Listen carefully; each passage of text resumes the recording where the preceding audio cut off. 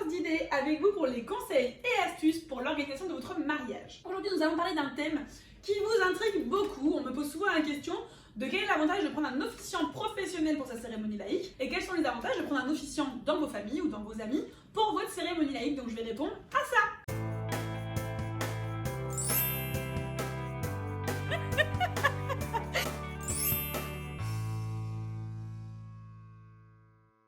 Alors, pour répondre à ça, déjà on va définir qu'est-ce qu'une cérémonie laïque. À mon sens, et ça n'engage que moi, puisque la cérémonie laïque n'est pas codée, on fait exactement ce que l'on souhaite. Mais en tout cas pour moi, une bonne cérémonie laïque, c'est une cérémonie laïque où il y a de l'émotion, c'est une cérémonie laïque où il peut y avoir un peu d'humour pour faire rire, et c'est une cérémonie laïque où il y a des moments solennels. Pour moi, le rire, les larmes d'émotion et la solennelle, c'est les trois secrets pour une bonne cérémonie laïque. Une fois qu'on sait ça, nous allons parler des avantages et des inconvénients de prendre un officiant dans vos proches. Le gros avantage de prendre un officiant dans vos proches, il est clair, c'est que cet officiant, il vous connaît par cœur, il connaît vos goûts et ça c'est un grand avantage pour écrire une cérémonie laïque. Mais attention, quand on prend un officiant qui vous connaît, il vous connaît certainement peut-être la mariée ou le marié, peut-être les deux, mais jamais aussi bien. C'est la problématique, c'est un des inconvénients en fait. Finalement, cet avantage est aussi un inconvénient parce que peut-être que votre témoin vous connaît parfaitement mais va moins connaître votre conjoint, peut-être que votre soeur ou votre frère qui prend le rôle d'officiant, pareil, va connaître plus l'un que l'autre et ça c'est difficile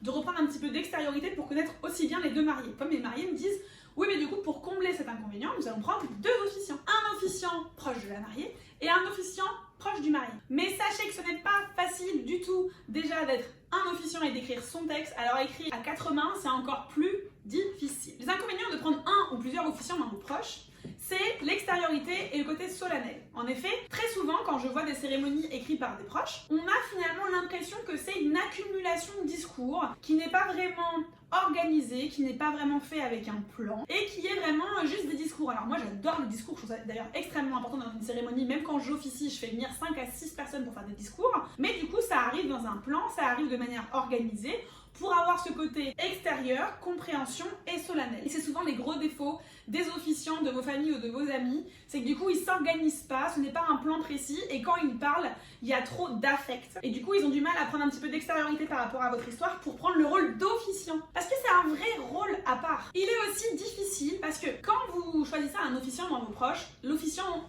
au moment où vous lui dites, il est très content et très fier. Mais quelques mois avant le mariage, c'est le stress qui l'empare. Parce que même si c'est un bon orateur que vous choisissez souvent, est-ce que ce bon orateur saura aussi jongler avec les mots pour écrire une cérémonie? Encore une fois, ce n'est pas un discours, ce n'est pas un speech, c'est une cérémonie en entier. Et ils se prennent souvent des petits coups de panique et quelquefois ils préfèrent abandonner l'aventure. Et moi, quelquefois, quelques mois avant un mariage, me dit Elodie, il faut que tu reprennes le relais. Mais ça demande beaucoup de temps de décrire une cérémonie laïque. Moi, je prends en moyenne 6 mois entre le début de la discussion, les questions, etc. et le moment où le mariage se fait. Donc c'est un vrai job.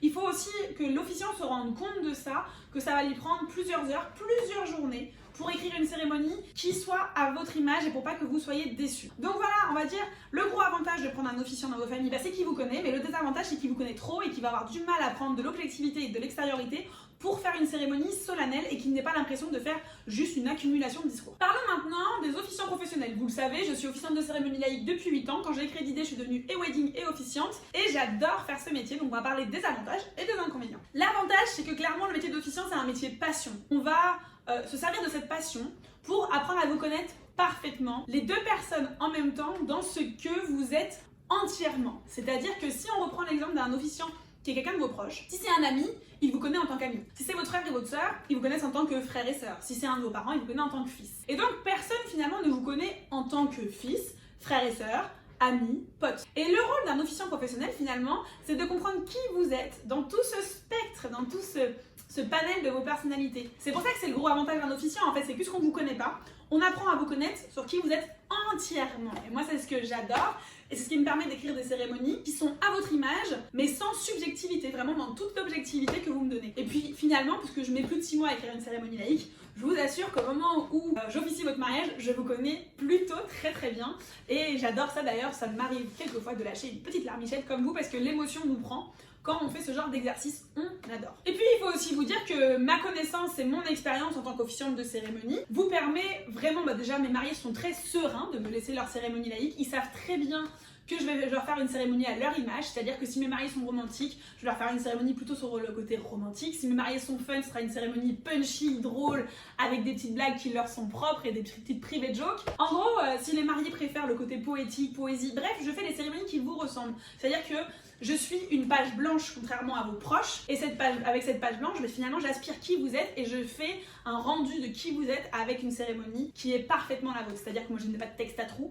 À chaque fois que j'écris une cérémonie, à part bienvenue et vive les mariés, au milieu, il faut tout que j'écrive et c'est ce que j'aime le plus. Il faut aussi vous dire que du coup quand vous avez un officiant professionnel, il y aura une équité, c'est-à-dire qu'on va parler autant de la mariée et du marié avec les différentes questions qu'on vous aura posées. Il n'y aura pas de préférence, contrairement à des proches qui pourraient évidemment prendre le parti de l'un ou de l'autre. Mais cela ne nous empêche pas de faire intervenir 5 à 6 discours à l'intérieur de la cérémonie pour que vos personnes qui sont proches de vous puissent aussi intervenir et apportent leur pierre à l'édifice, et d'ailleurs c'est extrêmement important dans une cérémonie. Donc ne pensez pas que si vous prenez un officiant pro, les personnes qui vous sont proches n'interviendront pas. Loin de là, justement, on adore les faire intervenir. L'autre avantage de prendre un officiant professionnel, c'est qu'on a une expérience et une expertise sur le fond, comme je viens de vous l'expliquer, mais aussi sur la forme. Et oui, vous oubliez toutes les questions importantes sur la forme, c'est-à-dire comment se passe le cortège, à quel moment on met de la musique dans une cérémonie. D'ailleurs, retrouvez sur la chaîne YouTube les musiques superbes pour les cérémonies laïques. Il y a aussi les questions de à quel moment on fait l'échange des alliances, à quel moment on fait l'échange des consentements, à quel moment on fait l'échange des vœux, les rituels de cérémonie. Toutes ces questions sur la forme, finalement, il n'y a qu'un officiant professionnel qui pourra vous y répondre. Donc c'est important d'avoir un officiant professionnel. Et si vous choisissez quand même un officiant dans vos familles, n'hésitez pas à regarder les vidéos de la chaîne, je vous donne quelques conseils pour que ce soit à votre image et que vous ayez les réponses à vos questions. Important. Évidemment, vous allez vous dire, Elodie, elle a donné que les avantages pour prendre un officiant professionnel. Je prêche pour ma paroisse. Mais en effet, il y a un inconvénient. C'est quoi l'inconvénient de prendre un officiant professionnel?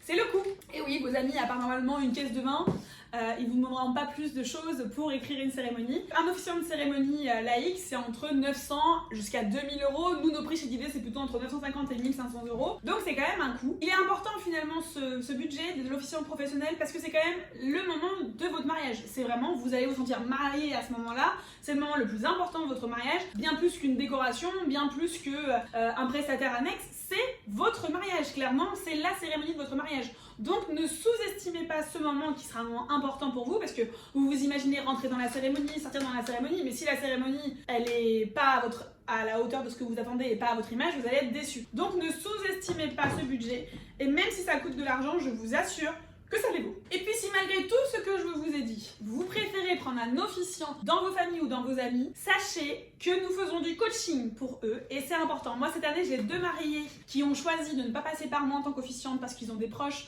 et c'est important pour eux que ce soit leurs proches qui font leur cérémonie laïque. Du coup je leur ai vendu du coaching et du coup je fais des rendez-vous en visio avec ces officiants, je leur explique comment ça fonctionne, les plans, comment ils doivent faire, je leur montre l'importance de cette mission, faut pas qu'ils sous-estiment cette mission et écrire un truc à l'arrache une semaine avant. Je n'ai pas envie que mes mariés soient déçus, donc je m'investis avec eux et d'ailleurs je serai là pour faire le plan de la cérémonie, pour lire la cérémonie, pour les coacher pour la cérémonie, pour qu'ils soient bons. Finalement c'est mes petits poulains et je vous assure qu'ils vont être excellents parce que je les coach. Voilà tout ce que je voulais vous dire sur la différence entre un officiant professionnel et un officiant de vos familles. N'hésitez pas à mettre des petites questions en commentaire de cette vidéo. Je veux un pouce pour cette vidéo, vous rappelez des petits pouces, on aime bien les petits pouces sur YouTube, c'est important pour les algorithmes et c'est important parce que ça nous fait plaisir quand on tourne des vidéos conseils pour vous. Et je vous retrouve très vite pour des nouvelles vidéos sur l'organisation et les astuces pour votre mariage. Je vous dis à tout vite, bye bye. Jingle. De prendre un... C'est clair ce que j'ai dit ou pas? Toi aussi? Oui, j'ai une petite Michette. Je prêche pour ma Et paroisse. elle a bien raison. Shut up and dance with me.